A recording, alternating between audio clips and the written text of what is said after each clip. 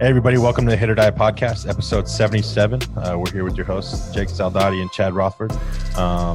Again, a good way to get to our podcast is on Spreaker, Spotify, iHeartRadio, iTunes, and we have our YouTube channel that you can go and watch, so you'll be able to watch this episode. We're here with our guest. They're watching it now. You are going to be watching this episode. That's why it's fun, dude. You keep me on my toes. I try to. But our guest is none other than nobody pretty much from our area will know who you are. I'm sorry. Yeah, but it's not every day you get somebody like this. It's not every day you get a guest that played in the big leagues and is a current pitching coach in the big leagues with probably one of the top rotations in not just the National League but the major leagues. Jeremy Hefner, thanks for joining the show. Yeah, glad to be here, guys. Thanks for having me. This is personal for me. Jeremy and I played at Oral Roberts together. He's from Oklahoma, and he went to Tryon Perkins High School, and then he went to Seminole State, which is not only one of the best in the state of Oklahoma for junior college, but in the country. They're very, very well known. Even though I didn't know about them until I got to Oklahoma, but being in Oklahoma, I knew like we got guys from Seminole State that it was a big deal. Stealing a guy like Hefner from the top D1 programs. And then Oral Roberts for his junior year, which was my senior year, went 9-3 there. Let me just fact check that because he wanted me to tell you guys how bad he was. No, 9-2. See, I apologize. I was wrong. He was 9-2 with the ERA just a little over 3 and 107 punchies and 86 innings. Trying to give him another loss on there? Boom. Well, two of the – I think – and here's the other thing. He only had 10 starts too. So my first question for you would have been, why is he 77? Why is he episode 77? Yeah, your dude, teammates. I get crap for all this stuff, man. Because this originally started out with the Valley. Yes. And I got it. From our area where we came from. And, then it kind of expanded. And, when we were doing this, he was the assistant pitching coach with the Twins. So, he's busy, man. We just got. You're putting me on the spot. I know. And, keeping him on his toes. Who's supposed to be getting the questions here? Yeah, right? My bad. But no, it's unbelievable to have him. He got drafted by the Padres in the 5th round of 2007. I got to play against him in the short season in 2007. I did not do good against him in. When he was at the Padres, I remember that. But I did. I do remember who is the big league pitcher for you guys at the Padres. He was the. There's a couple. Are you talking about on that team in Eugene? Yeah, the one that was Matt Latos. Yeah, I remember. I got him pretty good, but that's a funny story because we talked about him. He was on his own program, Matt Latos, but that's because he was the. $1 million man getting to the big leagues. But before we get into your professional career, let's go back to high school. And you were drafted out of high school by the New York Mets. So that's a funny story that you got there in the big leagues. And then you were drafted again. So draft and follow out of high school and then a draft and follow after your freshman year, junior college. So let's get into the draft and follow. Did you have anywhere else to go besides Seminole State? And take it from there. How you got to ORU? Yeah, for sure. So Perkins Tryon is two small cities in central Oklahoma. No one from California is going to know where those two cities are. So there won't be a quiz later. But so my mom grew up there, and that's kind of I lived there from 8th grade until I graduated high school, and always loved baseball, always loved playing, played a little bit of football and a little bit of basketball until I got into my sophomore and junior and senior year of high school, and just loved it. But I didn't really think that I could even play college or much less play pro ball or even much less play in the big leagues for a couple of years. And so I just enjoyed being a high schooler and grinding and having fun and playing sports and with my buddies. And then kind of the flip switched with me in between my sophomore and junior year. So end of my sophomore year, I'd never pitched before in Little League or anything. I was a catcher. Always had a good arm, but was always on the shorter side and could block and throw a little bit. And then being from a small town, one of my fellow teammates got in a little bit of trouble off the field and got kicked off the team. And coach was like, "Hey, can you pitch? You got a good arm." And I was like, "I don't know. Let's see." So I ended up pitching in the state tournament, which is kind of a much longer story that we could go into at another time. But I ended up pitching the state tournament my sophomore year, only pitching for like 6 weeks. And then from that point on, like that's kind of when the ball started rolling, where there was some thought to playing college ball and those types of things. But I had those thoughts, but the recruitment piece didn't really follow. I could throw in the upper 80s. I was 10 miles from Stillwater, where Oklahoma State was, but really didn't get any feelers. I didn't play at a well-known baseball school in high school. We were kind of good as I was getting into high school. There's a good nucleus of guys, and we ended up making the state tournament 3 years in a row. And I ended up kind of deciding, like, yeah, this is something I want to try to do. Like, I was having success in high school. Maybe it's something I could do at the next level, at least get my college paid for or something.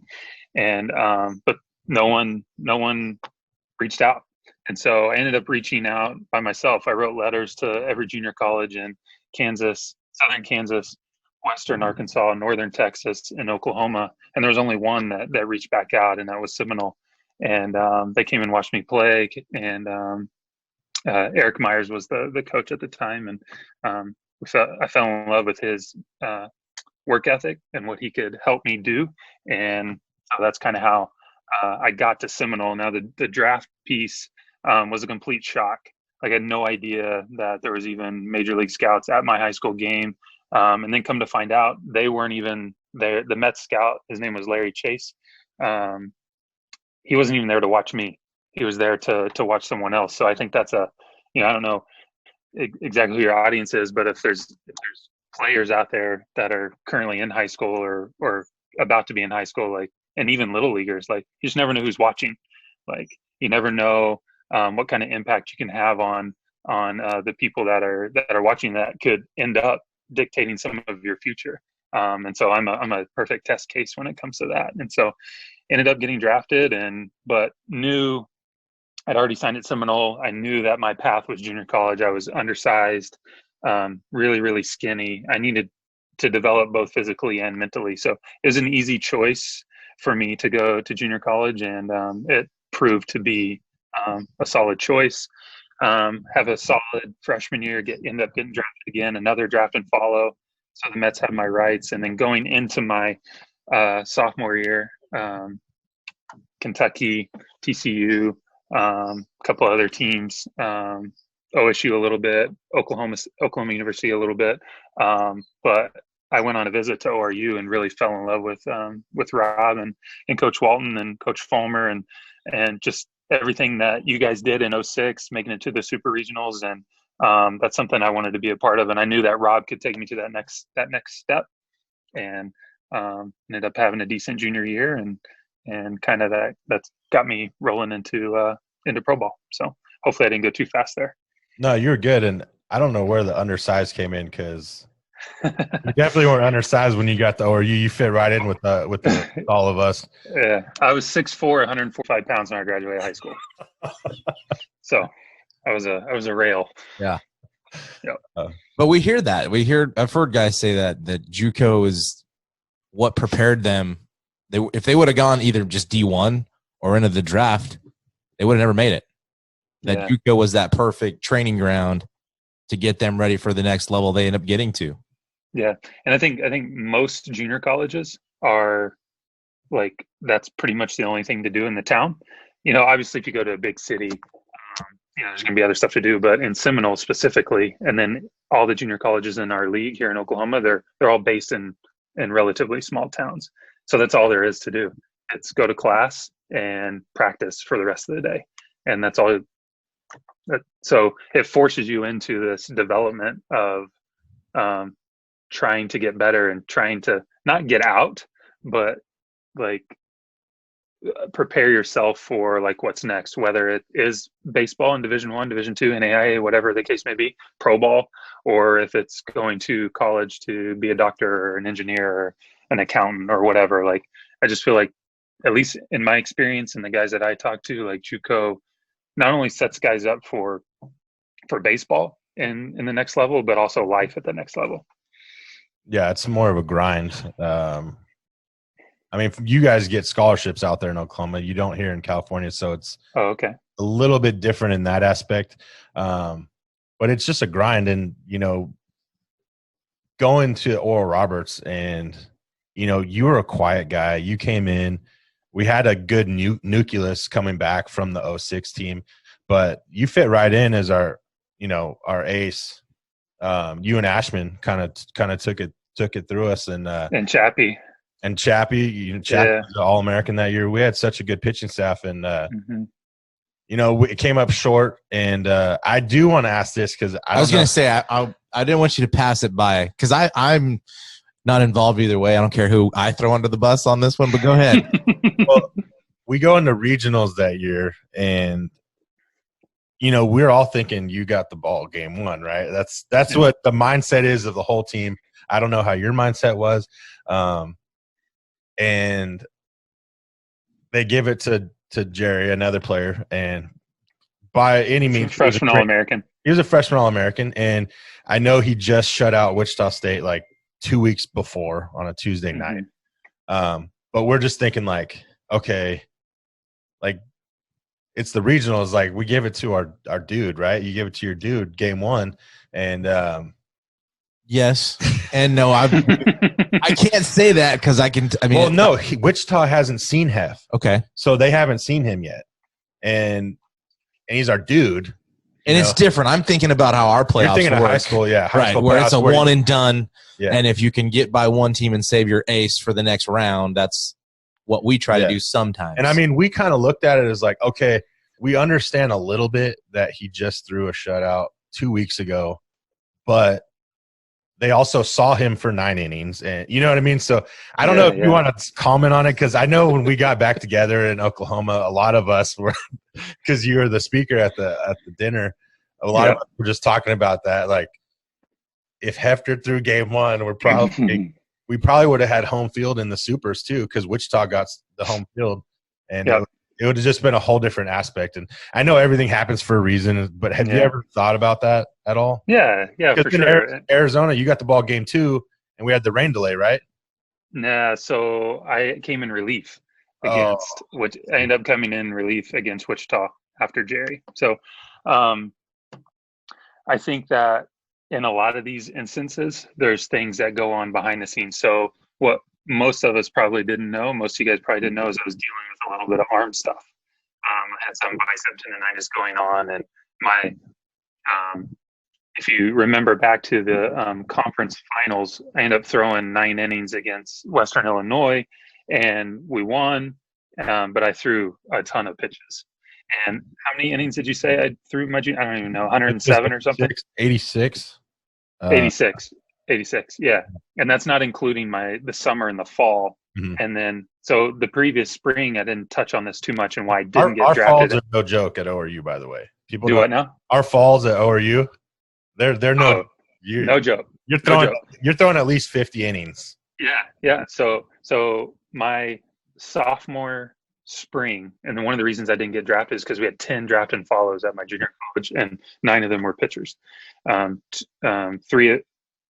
6 of us went Division I, 2 of us ended up pitching the big leagues, but I ended up not pitching a ton because there was guys that were better than me or performing better than me. So then I go summer ball, and I have a full slate summer, full slate fall, and then I come to spring, and I think I just hit a wall towards the end there, and the conference championship kind of set me over the edge. And I think Rob Walton, who was our coach at the time, now the pitching coach at Oklahoma State, I think he sensed that a little bit. And then I wasn't feeling the best. And so I think our best bullet was probably going the route we did. Now, like internally, like I still wanted the ball, but like now being a coach and understanding like team dynamics and game theory and all those types of things, like it made some sense. Yeah. And see it.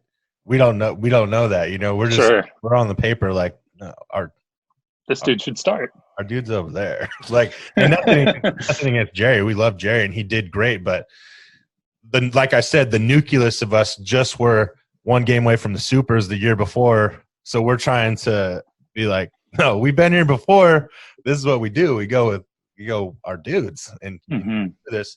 So, but that's I've never even heard that.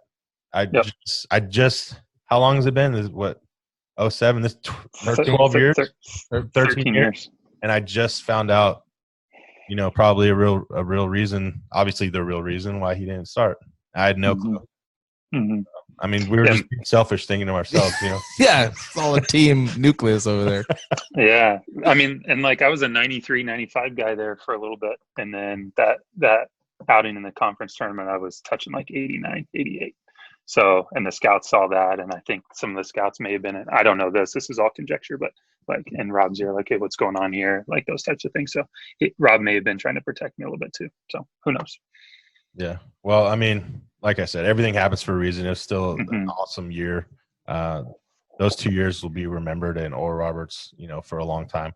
But then going into the draft, you get the call. Obviously, you knew you were getting drafted, at least top 10.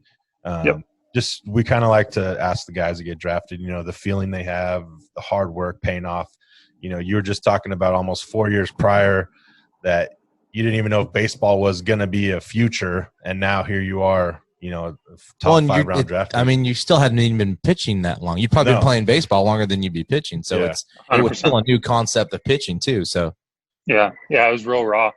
So yeah, so obviously we lose in the regionals. That's disappointing time. So we go back to school and pack up all our stuff and go home and wait around for June. And I think it was in June at that time. I can't remember exactly the date, but just sitting in the living room. And that's when they did the first 5 rounds, I think, or the first 10 rounds the first day. It was a different setup, but I just remember being with my family, because there was some talk that I could go as high as like supplemental first. But like you said, Chad, probably in the top 10. So eventually I knew the Padres scout was that's probably where I was going to land. So every time the Padres come up, like there was a little bit of, you know, the room got quiet and we listened. And then finally in the 5th round, my name was called, and, you know, getting drafted twice before, but not signing. I had been through the process a little bit, so I kind of knew what to expect, but it was still like, and I wasn't entirely sure that I wanted to sign. Like, education's important to me.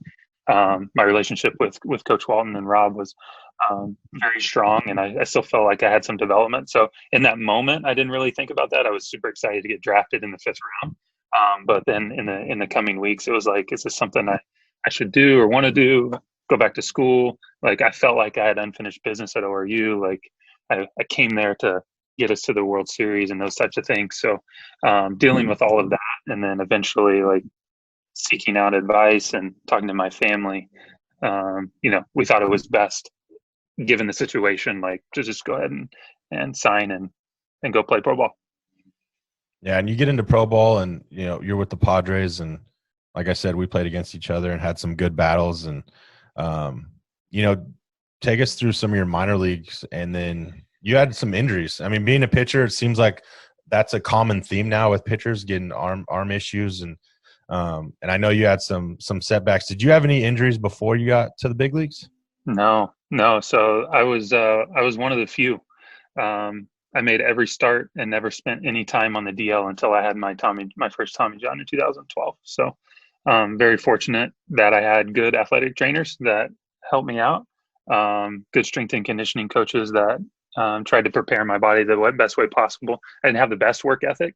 I'm not the fittest guy, but I felt like I got sleep and did my best to try to post every 5 days and go out and give my team the best chance to win. So yeah, very fortunate. 3 instructional leagues, like spring training, never had any arm issues until I had the first Tommy John in 12. So 6 years of pro ball before I was seriously hurt. So then let's get into your call up. We love hearing the story. This is the I've never heard it before. It's funny, we will usually blow past the minor, and it's such an unglamorous well, the minor life. leagues, it's just so strenuous, and it's like it's really hard to talk about the minor leagues. It's so hard to awful. talk It's about awful. in It's a just positive awful. light. Yeah, there's nothing positive about the minor leagues. Yeah, and it's hard to relate. It's hard to relate to like what's actually going on, Right. like away from your family, not getting paid a lot, all those types of things. Yeah. Yeah, for sure. But no, the call-up's definitely the fun. Yeah. And it happens to be the after. Is it after the? Or you had Tommy John after you got called up? Correct. So 7, 8, 9, 10, and 11. I was with San Diego. Spent a year at every level. Never got called up or sent down. But then in 2011, my first year in AAA, I was in Tucson. Didn't have a particularly good year. The PCL doesn't treat pitchers particularly well, and I was not immune to that. And so I'd been put on the 40-man roster the season before after my AA year, and then got taken off after my AAA year. So now we're in between 2011, 2012. The Pirates actually claimed me first, and this all happened in the off season, right around the 1st of December. So the Pirates claimed me. I was actually a part of the Pirates organization for 2 weeks. Clint Hurdle, Ray Searage was the pitching coach at the time. They all called me, like, excited to have you, like all that stuff. I started getting on their throwing program and their weight training program, and going to Bradenton for spring training. And then 2 weeks later, they signed Eric Bedard, last one off, first one off type situation. So they designate me, and then that's how I got to the Mets. Then the Mets claimed me after that, and end up going to spring training, big league camp. Johan Santana, R.A. Dickey, David Wright, some household names, and first time being in a different organization. So a lot of things going on. First time being in Florida for spring training. I was in Arizona for 5 years. So that was different. New clubhouse, new people, new organization, like everything was different. But loved it. Really enjoyed it. Anytime somebody wants you and you go into that environment, like that's always an encouraging thing. So I felt wanted and a part of that group, and I pitched very well on the big league side of spring training, and proved my worth. I ended up getting sent down to AAA at the end of the spring training, and pitched.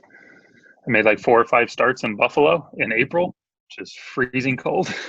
I think there was like 4 or 5 inches of snow opening day, and they had to clear the field and all that kind of stuff. But so it was my turn to pitch the next day, or excuse me, that day. So we are in Lehigh Valley, which is the AAA team for the Phillies, and I'm supposed to pitch that night.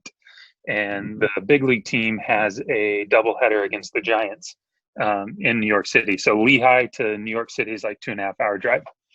And there was some talk that like someone was going to back up in case they needed links. And like typically it's the starter that goes up so that they can so that you can back up. But we had Colin McHugh, who pitched for the Astros in the World Series. We had Juris Familia, who is in the big league bullpen, who was an all-star, closed out World Series games. Matt Harvey, and then Henry Mejia, who has gotten suspended 3 times for PED use. But like they had all 4 of those guys who were way better than I was, and then me. And so like in no world did I anticipate the manager calling me and saying, "Hey, Hef, you're going to the big leagues." But he did. So I was up doing my normal routine. I was about to walk to get some breakfast. It's like 10 o'clock in the morning, and Wally Backman, it was my AAA manager, who is known for that YouTube tirade or whatever. He was my manager. Got a few of them on there. Yeah. So he called me and he was like, "Hef, pack your bags. You're going to the big leagues." I was like, "All right, let's go. And he said the car service will be there to pick you up and drive you in. And so I'd never been to New York City. So this was going to be cool. I was going to get to drive in through Manhattan, see the Empire State Building and the Statue of Liberty, driving out to Queens. And it was a 3:00 game. And I got there at like 2:10.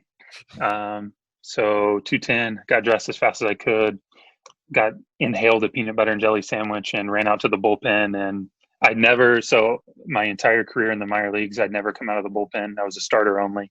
At ORU, I made a couple relief appearances during the midweek games, but for the most part, I'd only started. And then Second inning, the starter starts to get into trouble. We're facing Tim Lincecum, and the Giants eventually go on to win the World Series that year. And so they got Buster, they got Brandon Belt. Their dudes are there.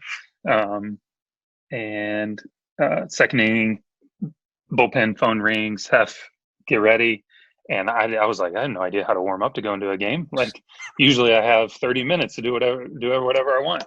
And so I just firing as many fastballs as I could. And then eventually Terry Collins was the manager of the Mets. He came out to the mound and called my name, and I jogged out and ended up doing okay and navigated my way through 3 innings and kept the game where it was supposed to be. And that was my debut. So, and then the sad part of that story is I got sent down in between games. So I was on that rule where you can, for double headers, you can bring up a 26th guy or whatever. Like, I was the first person to ever fulfill that rule. So I was the 26th man, and then got sent back to AAA in between games. So I couldn't even sit in the dugout for the second game. I had to watch in the clubhouse. You didn't even get to enjoy it. No.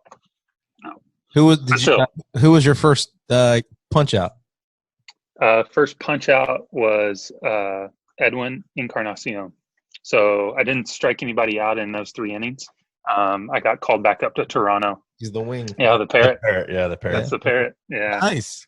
Yeah, that was in Toronto. Did your family get to make it out to that? And no, because it was so late, and Sarah and my oldest child was born at that time, and they were in Buffalo, which is like 6.5, 7 hours. So they wouldn't have made it anyway, even if they would have tried to drive. Yeah. So everyone ends up getting there just minutes before game time, it seems like. Yeah. Did you have a suit and everything? Do what? Suit? Did you have your suit with you, or you went? No. So Frank. So because we were at home, you don't have to wear a suit. But then once I got called back up and was actually a part of the team and flying around and stuff, Frank Francisco, who was the closer at the time, he set me up with a place in Manhattan and got me a suit. So it was pretty cool. Yeah, that's cool. I did read that your first start was against the Padres. How was that going into that? Or was it just the focus on at that level, that's pretty petty, but maybe in the back of your mind was that something you were eager to get after the Padres? Yeah, it was fun. Like, there was a lot of guys that I played with that I came up with in the minor leagues, and I'm facing my buddies on the big league stage. And that's when Sarah and my son were able to come, and then my parents were able to fly up from Oklahoma and be there for the first start. So didn't go as well as I'd liked it to, but yeah, it was a lot of fun facing those guys. Buddy Black was the manager at the time, and he was my manager. And whenever I was in big league camp in San Diego, so getting to see all those guys and compete at the highest level against them was a lot of fun. And then you talked about Tommy John,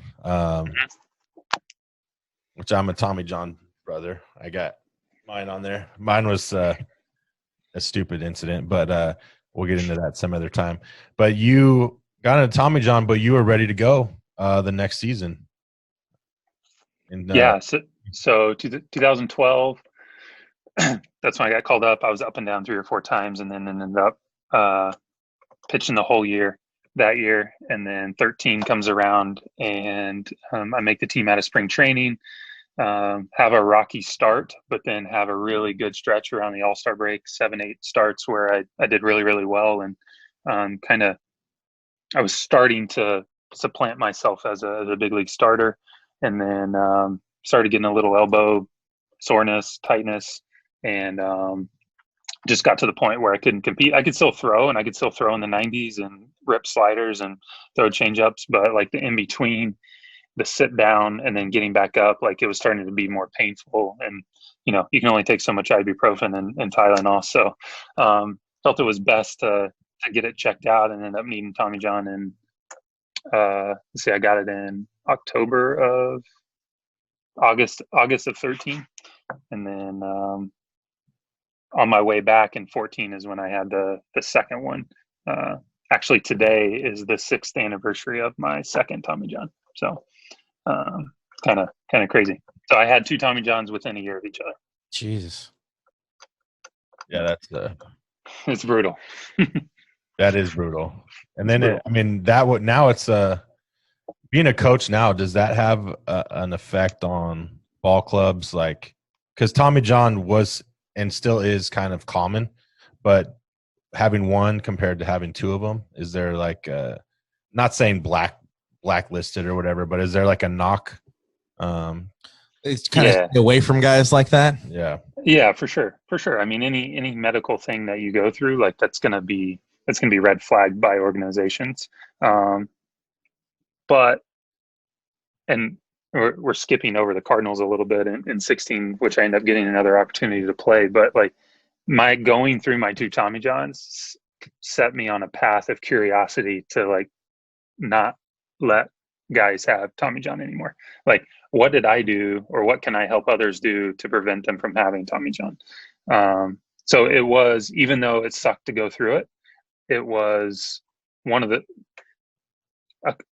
top 5 formidable events in my life that's led me to get to the positions that I'm currently in. Yeah, because I remember it was pretty. I mean, 2 back-to-back in a year. I mean, that's gonna take mentally even to be like, I'm done. Like, it's over. Right. Like, I'm not even to come back and play. Yeah, to come back and continue to try to play. That's impressive. Yeah. So I was making rehab starts in high A for the Mets in the minor leagues, and my last outing was in Daytona, and just didn't go well. It didn't feel right, and velocity had dropped. Like, I just grinded for a year or 10 months to try to get back, and was feeling good up until that point, and then they ended up doing the test, and I fly to New York, and I need to have the second one, and I was like, there's no chance I'm going through this again. And so, excuse me, I flew back to Florida and got in the car and drove back to Oklahoma where my family was. Yeah, to you guys' point, like, I thought I was done. Like, I wanted no part of going through the rehab process again. The red flags that now it's going to be all over me. Like, this guy's going to get hurt again. He has no value. Like, let's just see what else I can do in my life, and what the next chapter would be. And then I got home, and that burn and the desire, the competitiveness, like, I was in the big leagues when I got hurt the first time. Like, I want to get back and prove that this thing won't beat me, and all those types of things. And eventually decided to. So there was like a 2.5 month window between when I was diagnosed that I needed another Tommy John to when I actually had the surgery. And so during that whole time, thinking through everything, and because I could like play catch with my son, and like it didn't affect me day to day. But if I wanted to play at a high level again, I needed to have the surgery again. So ended up going ahead and doing it. And so 15, so that was 14, 15 completely out of the game. Actually went back to school, went back to ORU, and tightened some things up there. And Coach Fulmer was willing. Was gracious enough to let me use the facilities and be around the guys and throw some bullpens every now and then.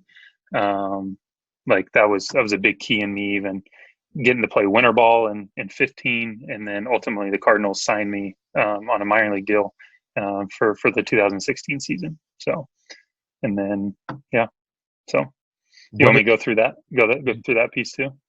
No. Yeah, I mean, because that's what, I mean, I want to know if being on your comeback, if that had anything to do to get to where you are today. Yeah. I've seen that, the coach's side and what they go through and almost lead you into the last couple of years as a pitching coach. Yeah. So being with the Cardinals AAA in 2016, it was very important for what I'm doing right now. So I had the 2 Tommy Johns, went to winter ball, went to big league camp with the Cardinals, got to throw to Yachty and be around Adam Wainwright and all those guys, and Michael Waka, who was on our team this year, like just incredible organization.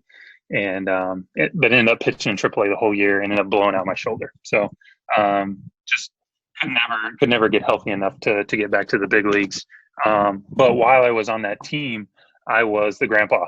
At 30 years old, I was by and large the oldest guy there. All the guys that are in the big leagues now for the Cardinals, those young guys, Harrison Bader, Carson Kelly, who's now got traded to the Diamondbacks, like all those guys were in AAA with me.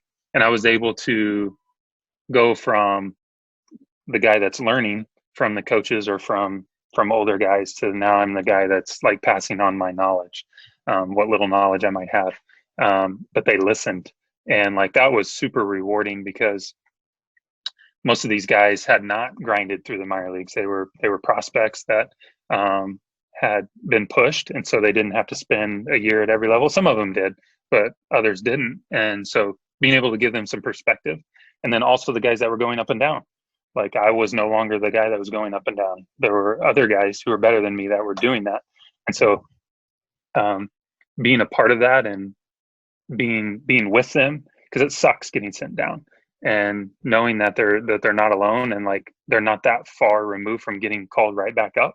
That was a lot of fun for me to be able to go through that with them, and it taught me a lot about what it might be like to be on the other side of the game, and be on the coaching side or the front office side, and ultimately led me down this path of coaching and learning about analytics, learning about TrackMan, ball movement, biomechanics, like all the things that are prevalent in our game right now. I mean, how does one, because I'm so used to all the pitching coaches I know have been around, and in Rob being one of the top in the country, college Still is. coaches, yeah, still is. He was a C guy, you know, like a feel guy. So you're old school, but had to almost learn all this analytics side because that's where the game's going. How has it helped? I mean, obviously it's helped you get where you are, but how was it learning that and like trying to kind of put both together? Yeah, for sure. It's a great question. And I think that it's a really easy answer. So Jeff Pickler, who you may know, Scott Pickler, Cypress Junior College. Jeff was, he hired me essentially in Minnesota. He was on the major league staff, and he hired me to fulfill this role as advanced scout. And I was going to be like the staff assistant and try to write player plans for pitchers and like how we should pitch guys and stuff like that. And I'm like, why are you choosing me? Number one, like, I have no idea how to do any of this. And like, two, like, is this really a fit? Like, I'm going to take, it's a more or less an entry level job. I have 3 kids with one on the way. Like, is this something that I really want to go down? And I fell in love with Pick. I fell in love with Derek Falvey and Thad Levine, who led the baseball operations staff. Paul Molitor was the manager at the time. Like, yeah, this is going to be cool. Like, and those guys gave me a long runway to make mistakes, to learn, to not have a ton of expectation to perform initially, but to like we're behind. Minnesota Twins are behind in this space. Can you learn all of this and teach us what you find?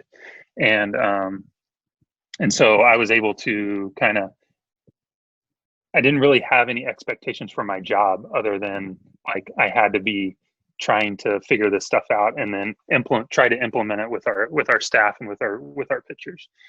And so you referenced Rob. Like, Rob's eyes are incredible.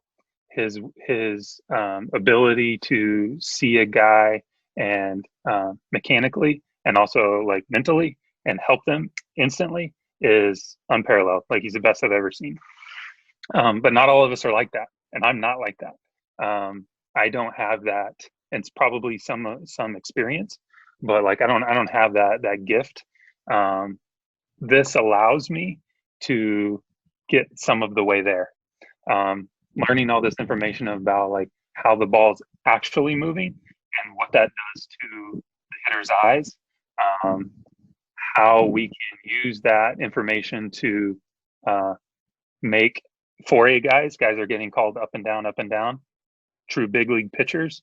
And then how do we get the guys that are average major league pitchers to all-star caliber major league pitchers?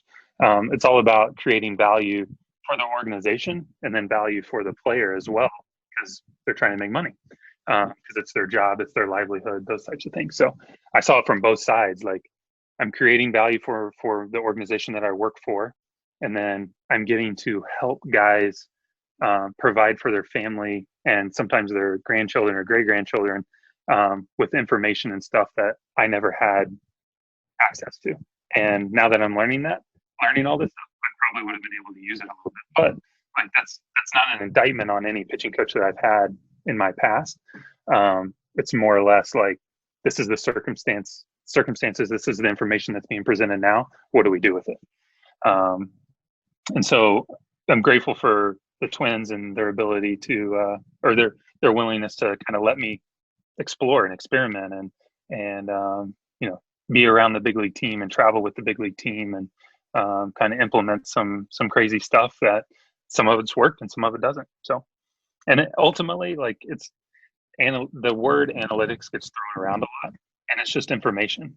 So what Rob's doing, what Coach Walton's doing, is he's taking in his environment, and there's information being thrown at him, whether it's body language, whether it's the guy's not in the zone quite as much, or this guy's slider gets whacked every time he throws it. Like, that's information. He takes it in and then makes a recommendation to get better or try to win the game. And so this is just another piece. So you have what it says on the computer, what our experience says, and then we merge those two together, and you get to for me, and what I feel is you get to a competitive advantage versus one or the other. Like, it can't be all analytics. It can't be all old school, or whatever we want to call those two things. Like, I don't really believe in those two sayings, because both of them have a ton of value. And if you can use both of them, then you're really doing something. If you only trust this way, not good. If you only trust this way, not good. Or I shouldn't say not good. It's going to take you longer to get to the desired outcome, as opposed to merging the two, and then you get to your desired outcome. I think the only thing, and the one thing I hear people argue about it, because I don't know enough about it, and at our game, I think that's a great point of calling it information, because even last year I would look at your charts and you would break down percentages of pitches thrown and what counts. That's no different. Yep. But I've also, I don't even know if it's an argument, but when people say, it doesn't calculate the player that you go to, is that guy mentally prepared for that moment? Mm-hmm. How do you measure that? Well, I think that's the argument now too, is like, but that doesn't mean the information they're getting's wrong. Yeah, but it could be like Wainwright. Okay, he's a dude that's going to be mentally tough enough to get you 7-8 innings. Kind of like Roy Halladay, like, in your era playing in the back, in the last 10 years, guys went longer. But now I think some of the things are saying, when they get through the lineup 3 times, I think that's where a problem with normal people that just watch it on TV are like, but you don't know what he's made of. Like, he might be made of a little different right now with the adrenaline going, or now it's playoff time. It seems like they kind of coach and make decisions like, well, you should see guys, they're getting yanked. They're not waiting around for the next hitter. They're not trying to see what. Let's give them one more. We're moving on. And does that have, with the analytics stuff or information, is that what the information is telling them? Like, no, this guy can only be good for these 3 hitters, or, Yeah, I think it's not black and white. So it's a spectrum of occurrences that have happened. So, like, with most of this stuff, like, it's not necessarily, some of it's projection and like trying to project what might happen in the future. But a lot of it is like, this is what's actually happened. Like, this guy hasn't been good 3rd time through the order, or this guy has been good 3rd time through the order. Then it's up to the coach and the on-field personnel to understand why that happened. Like, if you can't understand, if you don't want to go down the route of trying to understand why it's saying what it's saying, then we're missing the point, and you shouldn't use it. Like, you have to understand the why. And like, that's the piece to the player. That's all that matters to the player. Like, we've used batting average, we've used numbers forever in this game. Right. Like, this is just a different type of number or a different type of information, and it gets misconstrued as like Big Brother, like, suppressing mental toughness and suppressing like the intestinal fortitude and the ability to go out and throw 7 innings. It's like, no, like, if you want to throw 7 innings, show us you can throw 7 innings, and do it, and go out and do it. And that's it's no different now than it was previous. Like, that's the expectation, is like, go out and throw 7 innings, throw a complete game, and get it done. Now, we have this piece of information that says like, maybe that's not the best route. And then we have our eyes, what's telling us like, oh, he's starting to tire a little bit. They're starting to whack him a little bit, like the game's tight, or, and then the game dictates a lot of this too. And it's not so he has to come out third time through the order. It's so much more, it's more fluid than that. And it's true with all this stuff is, you're just trying to win the game. And before we had to rely on our experience a lot more. And I think that's good. But you have some information that you can layer on with that experience and hopefully make better decisions, which leads to more wins, which leads to a World Series championship, which is all we're after. Yeah. I mean, that makes sense. I mean, when you get somebody smart that breaks it down for you. You don't get that's been doing this. We don't get to talk to a lot of people at the big league level that break it down on how they use it. I mean, and that's because that's what he was doing. He was breaking down all the information, analytics, whatever people want to call it, and providing it to his pitching staff to take it or not take it. So sorry, and I also think like how I learned was I applied it to me and like my game, and like how would this have helped me, or what makes Roy Halladay good, or what makes Adam Wainwright good according to this information. Like obviously we can see him and his competitive nature and his intestinal fortitude is an 80. It's off the charts. But like what makes him get to the point where he has that confidence to go out and throw a complete game? And that was the beauty of my years in Minnesota, and even now in New York, still being able to dig in and understand why guys are good or why guys are bad and adjusting accordingly. Like if they're good, keep doing the things that make you good. Like this is like I'm sounding like a simpleton a little bit. Like if they're good at something, keep doing that good thing. If they're bad at something, stop doing that bad thing. And sometimes like as coaches, we can make it too complicated. And now we have even more information. So then it seems like it's getting more complicated. But for me, it simplifies everything. And like, what's the one thing that we need to be focusing on? Let's go do it. And then we master that, and then we'll move on to the next thing, or maybe some secondary issues. And I really only ever hear it with fans that they're talking about like in-game decisions late in the game. And you really only ever hear about it when that team doesn't win the game. And why did they go righty-lefty matchup? And that's not new. No, that's been going on for a long time. That has nothing to do with analytics for every manager. Baseball started. Like I hear people rip on Dave Roberts, and while I question some of the decisions, but who am I? Well, I think I don't know what they know. Hold on. Like I think that's the beauty of being a fan, though. Like as a fan of whoever, Dodgers, like you can critique because you've either bought merchandise, you've been to a game, or you buy cable or some sort of package that allows you to watch the game. Right. So like you have some investment in that team. And so I think that accountability that fans give to organizations is a good thing. And it drives us to be the best we can be. And you're about to hit on it, and I interrupted you. I apologize. You're good. There is some information that I can't tell you guys, and there's some information that we can't tell the media after the game, like because it's a competitive advantage for us. And the reason why we do particular things is because we thought it would lead to, like, we're never making a decision to lose the game. That's what I was going to say. Dave Roberts is not trying to lose World Series games. No. I mean, it's ridiculous. But yeah, people get really pissed, and it's that I agree with that too. You got to keep that competitive edge. Yeah, and there could be an argument to be made that you're overthinking. I'm not saying Dave Roberts in that situation, but just in general, like you're overthinking it, which I think it's a good argument, and in some cases, I think it's valid.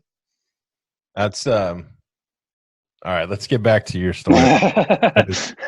the journey you're on right now is unbelievable. Being named the pitching coach of a big league team, not only any pitching staff either, one of the top pitching staffs. Arguably, anybody can argue that it's one of the top Cy Young winners. And I mean, if you had Syndergaard, it might have been a little different this year too. With your guys all healthy. how was that? Obviously you applied for the job but getting the call that you got the job and you're going to be a big league pitching coach, and with the staff you get to go into, just that feeling. Yeah. So it's pretty difficult because it's difficult to articulate because there's not many guys that have had the opportunity that I get to live out right now. And so number one, I don't take that for granted. And I try to wake up and be as grateful as I can be for the opportunities that I've been given. Secondly, like I get to work with some incredible athletes and some incredibly smart people that make me. This happened in Minnesota and also now with New York, that make me look really good. Being with Jake, back-to-back Cy Young Award winner, Rick Porcello, Cy Young Award winner, World Series champion, Edwin Diaz, extremely good closer, Julius Familia pitched in the World Series, Dylan Betances struck out 100 guys 4 years in a row, and I go on and on and on about all of our guys. They taught me more in this first year than I taught them, and I'd like to think that I taught them some things, but they were able to be patient with me in places where I lacked experience. They were patient, and then places where I could push them and encourage them to do maybe some other things, they were willing. And so it's been an incredible journey, and obviously we wanted to play better and we wanted to win, and which hindsight's always 20/20. You can always do things a little bit differently, but the opportunities that we were given this year, the things that we learned, and truthfully, dealing with all the COVID stuff, and the protocols, there were bigger things out there in the world that guys were having to deal with in a baseball game, making sure that their families were okay, and which they were, but it's always in the back of your mind. So, it was such a incredible opportunity. How stressful was that every day having to deal with, the protocols and, taking out a routine? Yeah. You you guys are, I heard somebody saying, they're getting to the parks later than normal, for a 7 o'clock game. It's not, 11 or noon. It's 2 or 3. You only have a few hours to get your routine in. Yeah. Yeah. So that's true. So first of all, everyone was under the same protocols. So the excuse of, well, we had to deal with this, and that's what led to, I'm not in the business of making excuses. I think there's places where we could have pitched better. And ultimately that's on me as the pitching coach. And so I have to own that and make sure that our guys are in a better spot coming into 2021, regardless of protocol or routine or when we can get to the field or whatever. So that's at the forefront. Additionally, it was different. It was different. Guys, especially veteran guys, are used to doing a particular thing for 11 years, 9, 10, 11 years. And now that's different. And then we're going to shorten the season. So there's not the ability to adjust to that new normal. As you have to adjust really quickly. And in baseball, typically you don't. There's some runway to, guys going through a slump, or maybe he's dealing with a little bicep tendonitis, or you roll an ankle or something, and he has a long runway to kind of work through that. Where in a 60-game season, it's no, we got to make adjustments. And in some instances, we did a good job of that, and others we didn't. And so those are the things that we learned from. So definitely challenging. Everyone had to go through it, and there's still going to be a World Series champion, and that's going to be pretty cool for whoever ends up pulling it out. Which we're hoping it's not the Dodgers. Well, or the Astros. A lot of people are a lot of people were pulling for the A's. I know that. Yeah. I don't know if you were one of them, but I'm a baseball fan, and so I want good games. I want fair games, and if the Astros are playing fair right now, then I'm all for them winning the World Series and all that kind of stuff. They've been handed their punishment, and the people that have had to serve are serving, and now I'm moving forward. So if they win, great. I wonder what it would have been like under the scrutiny of fans during games. Oh, it would have been a lot worse. You know what I mean? They didn't have to deal with the heckling everywhere they went. True. But I think, I like that approach. And you're in your position, you don't have time to worry, think about that, other than if somebody's stealing signs from you. But you're not invested into the Astros. So, you know, I got to move on. We got a season to play. And so that makes perfect sense. I guess as a fan standpoint, you know, other than maybe Chad and Astros fans, They didn't. Yeah. Well, now I get to sit on my couch just like everybody else and watch the game. So it's been a lot of fun. Obviously, I'd much rather be there, but like the postseason's been interesting so far. Also, real quick too, I wanted to ask, like, what was the first when you go watch a bullpen, right? And you got DeGrom, and it's like, okay, this guy's ripping it, or you know, you mentioned Porcello or Syndergaard, like, what were those first moments like introducing yourself and watching their bullpens, and like, how do you kind of juggle their midweek stuff or after a start, before a start? Yeah, I'm pretty much the same age as them, so like my life experiences have been very similar to theirs. Like I was teammates with some of the guys I'm coaching now, so it's a different dynamic in terms of they respect me because there's a mutual respect. Like I don't have to come in and like we're doing it this way, and like, you know, those types of things. Like it's more or less like, I am for you and I want the best for you. Here's some things maybe you've never thought of. What do you think about that?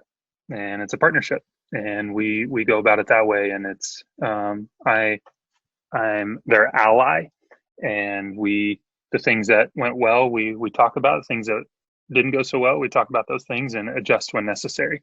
So I think the first moment where I was like, oh man, this is cool, was in spring training, and we had Stroman and Noah and Jake and Matsy all throwing kind of at the same time. And I was like, man, this is some dudes. This is special. Yeah, these are some dudes. These are some horses. You know, and then the quarantine happened, and Stroman decided to opt out, which is totally fine and respectable. And Noah got hurt, and then, you know, had Matsy and Jake and Rick and Waka and David Peterson and some guys that are up and coming, and still so much fun, and still wake up every day and I'm going to Jacob deGrom bullpen. It's like this is the showiest of show bullpens right now. Like just nodding at 97 during his bullpens. It's special, and again, like I don't take it for granted because he's taught me just as much as I've taught him. So are you mainly like with those guys, and you talk about being the same age and stuff, and you're a lot about, I'm going to use information now. I'm not going to use analytics anymore. You're a lot about the information that you have. Are you kind of, because I mean, DeGrom is a back-to-back Cy Young. There's not much you can be like, yeah, you need to do this, this, and this, but maybe to give him information he doesn't know about to help him with, you know, his slider, curveball, whatever. Is that more so kind of the approach you take with those kind of guys? Yeah. So I don't see, talent-wise, yes, but I don't see those guys any different. Like the guy that's at the pitches in the fifth inning in the bullpen, or the fourth starter in AAA, or some kid we just drafted. Like you have to, this is my belief, and like you have to understand like where they're coming from. What was their upbringing like? What information do they understand currently? How are they using their pitches? Why are they using their pitches? Do they have a good idea of how their pitches are actually moving? Do they know where they have success with two strikes? Do they know where they have success? Like all those questions. That's not how I start the conversation with some guy I'm just meeting, but like those are the answers I'm after, because it's going to help me able to be their ally and meet them where they are. And like Jake's different than Noah was, and is different than Stroman was, and is different than Matz was, and is different than you know, a guy we just drafted. Like everybody's different, and treating them as such, and not having a blanket statement like everybody's going to throw high fastballs, or everybody's going to approach. Yeah, everyone's going to throw fastballs down and away, or everyone's going to throw more breaking balls, or whatever the case may be. Like that may not work for everyone. So trying to be as individualistic as possible. I think that means something. It's there's something to be said even outside of baseball, but just having a relationship and being present in that time. and really hearing out where they're at in life or in baseball or whatever. And then maybe they don't need any information today. Like they're dealing with something at home or kids sick and they're worried about that. And like, I don't need to throw spin rate on them or some other metric. Like just let them throw their bullpen and get their work in. And maybe we do some mechanical stuff, but like, or maybe he's like gung ho and like wants to be all about it. And then that's when we, that's when we dive in and like, it's every pitch we're talking about it and adjusting grips and really coaching. Just meeting guys where they are, I think is, it's impactful. It's something I learned from Rocco Baldelli, who's the manager in Minnesota. Like he does an incredible job of treating everyone the way that he would want to be treated, number one, and then also like as an individual and as a human, and that they're dealing with stuff other than what's going on between the lines. No, it sounds like there's a good trust level there too with their approach and how they're going to go about their business. So you let them be professionals. Yep. 100%. Now, it's probably different for, I never coached in college or high school, but I think there's different levels of trust, like given the person's age and experience level and all those things are taken into consideration. It's not like it's a free for all. Like there's some boundaries and some parameters that we have to work in. But for the most part, giving them the benefit of the doubt and meeting them where they are and again, I'm not the most experienced guy, but it's served me well in my short time on the non-playing side. We've talked to, obviously you're a big league pitcher, and we had Matt Garza on the show, which he dove deep into his preparation from the day after his game all the way to the fifth day to start. And then we talked to Bannister about the managing side, but now as the pitching coach, how much are you in their preparation weekly? Because I know you have to think game to game as well. So you're almost like a manager of it's like the pitching staff. So it's 24 hours a day. Yeah, it's constant. So how much are you in with what their preparation is for the next game? And then also leading up to the game, are you on like knowing their plans? Because you have to know where they're at, like we talk about the first time around, second time around, third time around, because you have to know their plans and their approach to the hitters and also fatigue. And, you're around seeing that. We don't see it on TV, so you see it. So how much are you into that with each pitch? Yeah, outside of development, it's the most important. It's the most important part of my job. So making sure that I have a really good understanding of the opponent, their strengths and weaknesses, and then obviously a really good understanding of our pitchers and their strengths and weaknesses and how those two things match up.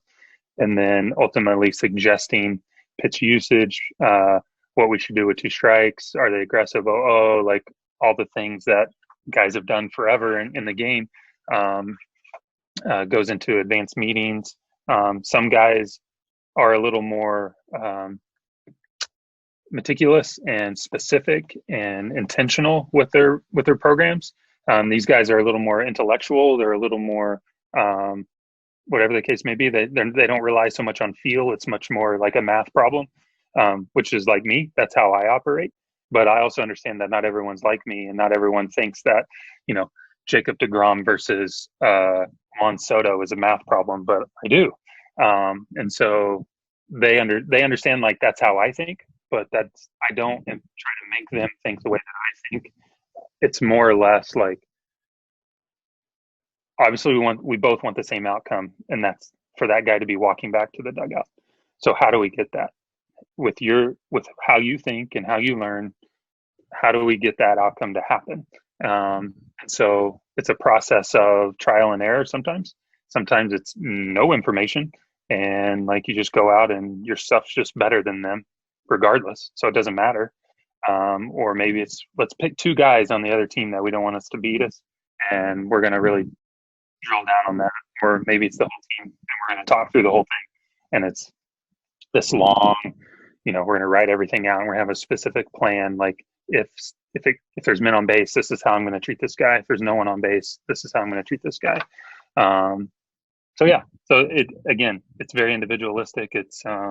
But it's definitely a major part of the role and my responsibility to make sure that those guys are locked in, and that they're generally thinking about the right things, and that we're not overthinking it or but also making sure that we're thinking about it the right amount. Yeah, and I think that. So, are those things you also go over with in between innings? Yep. Like you have in your, I know they see binders and stuff. You have stuff you go over in plans and kind of be like, help them work through. Hey, we kind of went off of this a little bit. Was there a reason for it, or because he might be feeling different that inning, with his stuff. So. Yep. And also the guys on the other team, they also get paid to play too. And so like you get, we're going to throw this guy 2 strike sliders, and he throw a 2 strike slider and he hits a home run or hits a double or something, like, still doesn't negate the fact that wasn't a bad decision. Like, we still made a good decision there. Like, he tip our hat. Like, could we have executed better? Could we have gotten to the floor? Like, then those questions start to come in. But like, just because the result of the pitch was poor doesn't mean it was a bad decision. Like, we need to understand the process that led us to that decision, not necessarily just, okay, he hit the slider, I can't throw the slider anymore. Like, that's what we're trying. That's what we got to try to get away from, is like, and that's the important thing about talking it through during the game. Like, we had this plan going in, you went away from it, or you stayed with it and we got beat. You went away from it and we got beat, or you went away from it and we had success. Like, those are the tough ones, because like, the outcome was really good. Punched the guy out second and third, and you punched the guy out on the pitch that we said, probably stay away from this pitch, and it worked. Like, I think that's kind of what I was talking about earlier about the information. Like, it's not black and white. Like, just because this guy mashes in zone sliders doesn't mean that we can't throw him a slider. Let's just make sure that we pick our spots when we do throw him an in zone slider or whatever. So. Yeah, because as a hitter, I want you to think you can't throw that pitch anymore, because now I just take it out of my mind. So like, and that's where it's different in college. I hit a hanging curveball. Well, guess what? I'm most likely and probably not getting a curveball the next at bat. So it's in the zone for sure not. Yeah, so that's where it's different too. Is like you said, the other guys are getting paid to play too, to make adjustments. So they sometimes will hit your pitch, and sometimes they won't hit the pitch that it was like, oh crap, I left that up. But they won't hit it. So it's kind of exactly. And that's the beauty of the game. That's the cat and mouse game. Like, the pitcher hitter confrontation is what makes our game so special. Yeah, that's good stuff, dude. I love the information. I love the information. I'm gonna start using it. I have converted you guys. Well, there's just a lot of ego. Well, we've never had anybody explain it like that, because we've had big leaguers on and talk about their routines and stuff, but like, you had to actually learn it. But I think the offense and defensive pitching side of it's maybe it's not what about different, but like, you want to start talking exit velocity and launch angle and stuff? No, I don't like that stuff. I hate talking about that stuff, because the one thing maybe would be like shifts. Well, you have to deal with shifts a lot as being a pitching coach, and obviously there's information why they shift, because an average Joe on TV is like, why doesn't this guy just bunt it down to third base and he'd bat 1,000 all year? Stuff like that. It's just, I don't know if you want to get in. I mean, obviously there's reasons. I mean, we pretty much answer it. There's information saying but that's the point. Percentage of this guy hits it here. So we're going to take the 70% over the 20%. I mean, that's pretty much what that is, right? Yeah. So it's playing odds. It's, going to the casino or who's going to win the playoff series with my son, and we're betting a bowl of ice cream on it. Like, who's going to the ice cream shop to he's pay. Going to win either way. Let's be honest. For sure, 100%. Because I'm going to classically overthink it, and he's going to be like, "Oh, the Braves are going to win." It's I like those what? Uniforms. I'm going for them. Exactly. So yeah, the shifting piece is those are occurrences. Those things actually happen. He actually hit the ball on that side of the infield. Like, you have this piece of information. He hits the ball 80% of the time on the ground. Luke Voigt, whatever, 90%. You can go look on Savant or whatever. 90% of the time he hits the ball on the left side. He hits it on the pull side. Like, why would we play traditional? Why would we play straight up where the guys are in where they've always been for 100 years? Like, are we trying to win at that point? That's the question that I ask. Like, I have that piece of information. Are we trying to win if we put guys in their normal spots? And I think when it gets questioned is when Voigt jams himself to the right side for a base hit. 10%. Yeah. 10%. And the odds of him jamming himself to the right side are even lower. Yeah, and if he wants to bunt for a single, okay, damage is technically done. Yeah. So if any Mets fans get on here, like they know exactly what I'm talking about here. So we lost the game in Yankee Stadium because of this. So Luke's a 85-90% pull guy on the ground, and we were in a full shift. So our second baseman was on the shortstop side of second base. First baseman was in the hole, and so the entire right side is virtually open. Jared Hughes is on the mound, heavy sink, slider guy with a split, like ground ball guy. It's probably like when guys hit the ball on the ground, righties, it's probably 70 or 80% of the time or higher, it's to the pull side. And so like this is like perfect scenario. Like Jared's going to throw a sinker or slider down, and Luke's going to roll it over. We'll get out of the inning. And it didn't happen. So the sinker ran on him a little more than sank, ended up jamming him, and it was hit like 40 miles an hour, and it was hit right where the second baseman traditionally stands.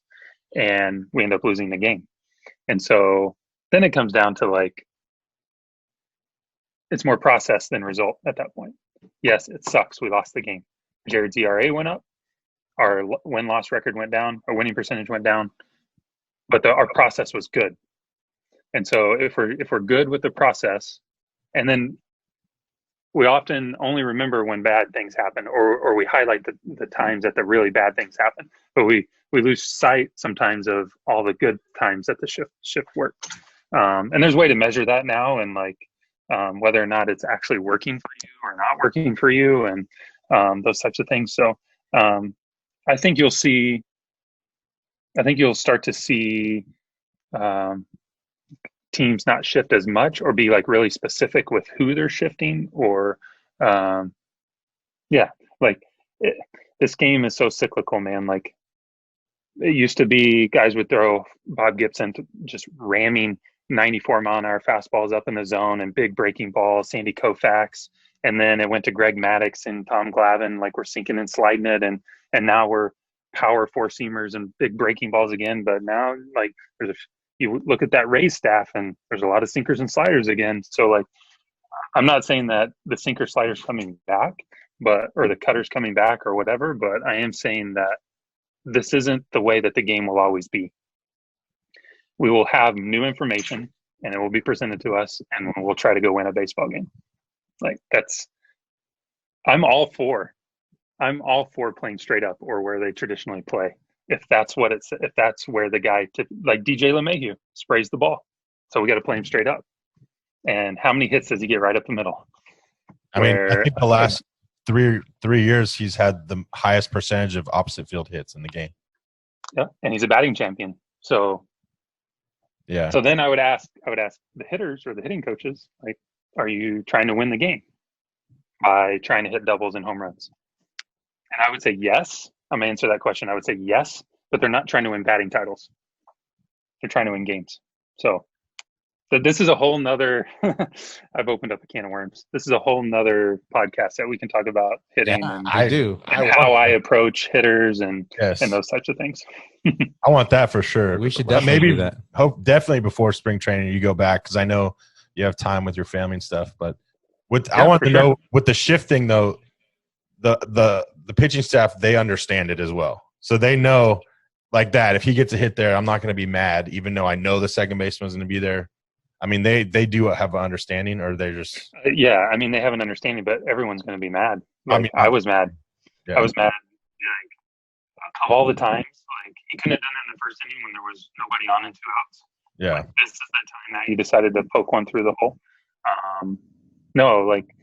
And I don't ever want that to go away. Like that competitive drive that I got beat on this, and then it forces us to question it. And I think questioning and accountability is a really good thing. And like, should we be doing this? Should we be that aggressively shifting him? And if the answer to that is yes, collectively as an organization, then it's much easier for everyone to swallow. But if it's like, I don't know, and then the pitchers are, having tough time with it and the pitching coach having a tough time with it, but the manager believes in it or whatever, and there's discord, then, and I'm not saying that's specific with the Mets, I'm just saying in general, like organizationally, like believing in your process, like that's a good thing. Whether it's you got a law firm or you're a baseball organization or you're in football or whatever the case may be.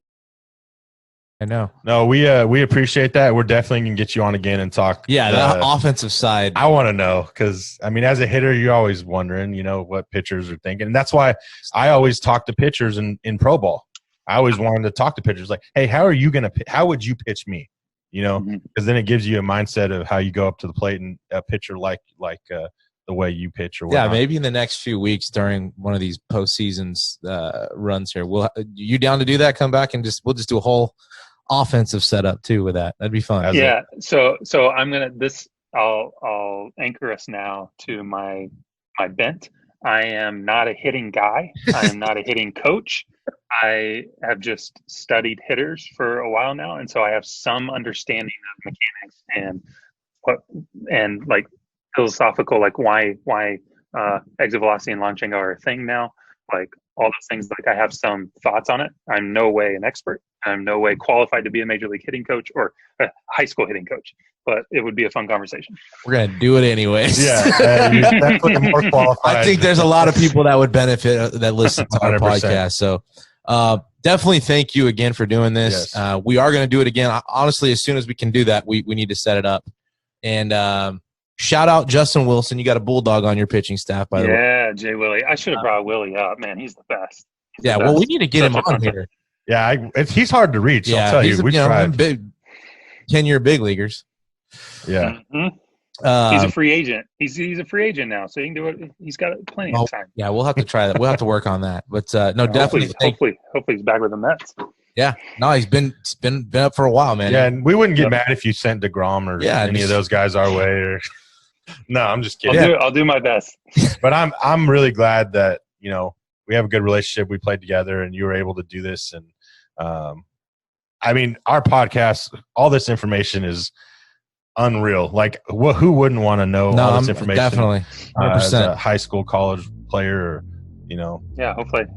And even if it was just one person that was like, yeah, that sounds useful, then it was all worth it. Definitely gonna be more. We have the biggest podcast in our area, so it's beautiful. It's definitely gonna get out to more people. He's laughing because I always, me. I think I'm better than everybody else. Anyway, so. Definitely. Yeah, that's okay. I appreciate it. I love it. That's why we get along. We're opposites. Yes, that is true. But no, it's a beautiful thing. Definitely thank you for doing this, everybody. We're gonna get this again, and that's episode 77. Jeremy Hefner, pitching coach with the New York Mets. That's the Hit or Die podcast. Hit or Die.